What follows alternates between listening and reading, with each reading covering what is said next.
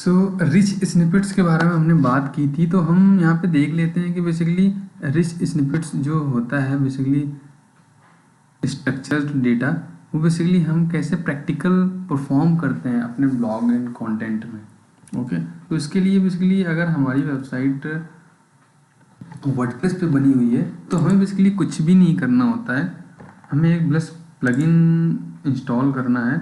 But अगर आपकी website custom बनी हुई है, किसी लैंग्वेज पे बनी हुई है, तो बेसिकली आपको क्या करना होगा, अपने डेवलपर से बोलना होगा कि इसमें स्ट्रक्चर डेटा का कोड स्ट्रक्चर डेटा का कोड इस कंटेंट या ब्लॉग में इंसर्ट कर दो, तो वो इंसर्ट कर देंगे। बेसिकली वो स्ट्रक्चर डेटा पर्टिकुलर सेक्शन से रिलेटेड, लाइक वो रेसिपी है या कोई ब्लॉग है या कोई वीडियो है या कोई जॉब पोर्टल है, जिससे भी रिलेटेड होगी, वो एक स्ट्रक्चर डेटा का कोड बेसिकली गूगल में मिलता है, गूगल की ऑफिशियल वेबसाइट में है, वहाँ से वो ऐड करके वो आपकी वेबसाइट में ऐड कर देंगे। तो आपको इसमें कोई हेडेक लेने की ज़रूरत नहीं। बट अगर आपकी वेबसाइट अगर वर्डप्रेस पे है तो सिंपल आप यहाँ पर ऑल इन वन एस्कीमा एक प्लगइन है, इसको आप इंस्टॉल कर लोगे और यहाँ से ये जो प्लगइन आपका है इसको आप बेसिकली इंस्टॉल कर लोगे, schema all in one schema rich snippets.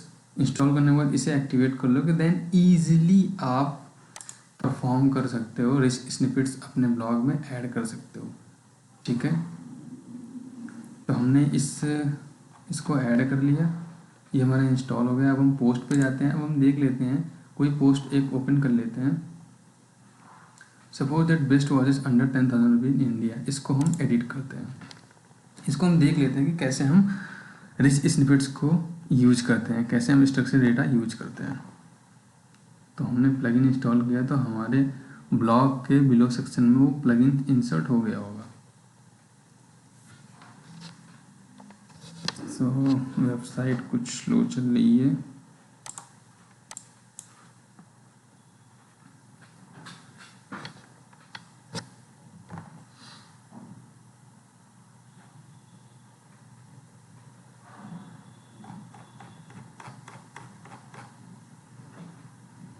Okay,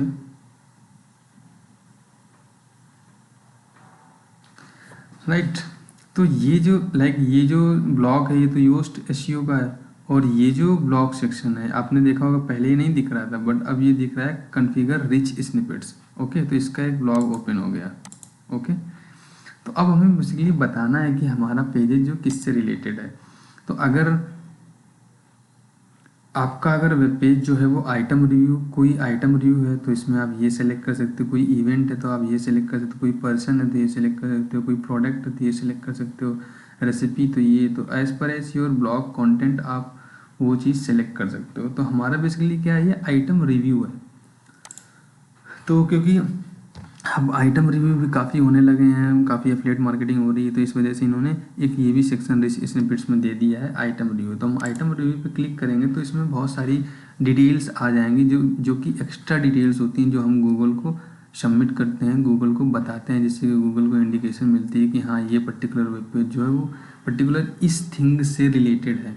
तो इसको एक प्लस सिग्नल जाता है, एक पॉजिटिव सिग्नल जाता है, जिससे कि एक यूज़र पॉइंट ऑफ व्यू से भी यूज़र को दिखता है कि हाँ इस वेब पेज पे इतनी रेटिंग है, इससे रिलेटेड इतने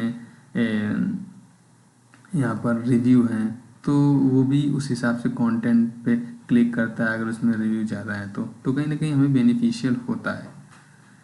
ओके, तो अगर हम आइटम रिव्यू के बारे में सेम है, अगर आप किसी से भी अगर आप प्रोडक्ट के बारे में लिख रहे होंगे तो उस प्रोडक्ट की rating, brand name, product name, वो सारी डिटेल्स आएंगी। तो पर्टिकुलर सेक्शन से रिलेटेड पर्टिकुलर रेसिपी है तो रेसिपी का name, author name, time require, recipe में कितना टाइम लगेगा। तो जो आप अब सपोज दैट अगर ये लिखो how to make cake, okay, तो यहाँ पे आपको रेसिपी टाइम वाइम भी मिलेगा, रिव्यू 50 मिनट्स इसको बनाने में लगेंगे, कैलोरी इतनी मिलेंगे। तो वो बेसिकली यहीं से आता है, ये डेटा बेसिकली यहीं से गूगल पिक करता है। तो रेसिपी फ़ोटोज़, तो ये जो फ़ोटोज़ आपको दिख रही हैं, ये फ़ोटोज़ बेसिकली यहाँ पे अपलोड करोगे तब आएगी। इंग्रेडिएंट्स भी दिखेंगे, न्यूट्रिएंट्स, न्यूट्रिशन बेसिकली वो जो एक कैलोरी वगैरह दिख रहा था। डिस्क्रिप्शन टाइम रिक्वायर्ड तो यहीं से आएगा। तो as per as your content आप उसको सेलेक्ट करोगे स्निपेट में, और सेलेक्ट करने के बाद ये जो एडिशनल इन्फॉर्मेशन है वो एडिशनल इन्फॉर्मेशन बेसिकली आप यहाँ पर डाल दोगे। तो बेसिकली आप इसमें आइटम रिव्यू से रिलेटेड तो कुछ ज़्यादा डिटेल्स है नहीं, तो यहाँ पे आप रिव्यूअर नेम डालोगे विक्रम, और आइटम टू बी रिव्यूड, किस आइटम के बारे में आप रिव्यू कर रहे हो, तो वॉच, और रेटिंग आप दे सकते हो, दैट्स इट, और इसको अपडेट कर दोगे। तो ये आपका रिच स्निपेट आपका इम्प्लीमेंट हो जाएगा। ओके, तो इस तरीके से हम रिच स्निपेट को यूज कर सकते हैं। तो आपने प्रैक्टिकल देख लिया कि आपको कैसे रिच स्निपेट्स यूज करने हैं, तो आप अपने ब्लॉग में रिच स्निपेट्स को यूज कर सकते हो। ओके, तो ये आपकी बेसिकली समरी आ गई रिच स्निपेट की। ओके, कि रिव्यू डेट और रिव्यू आइटम और ऑथर रेटिंग कितनी है। ठीक है, तो ये भी आपका जो ब्लॉग रैंक होगा तो गूगल पे भी वो डिस्प्ले होने लगेगा। Got it.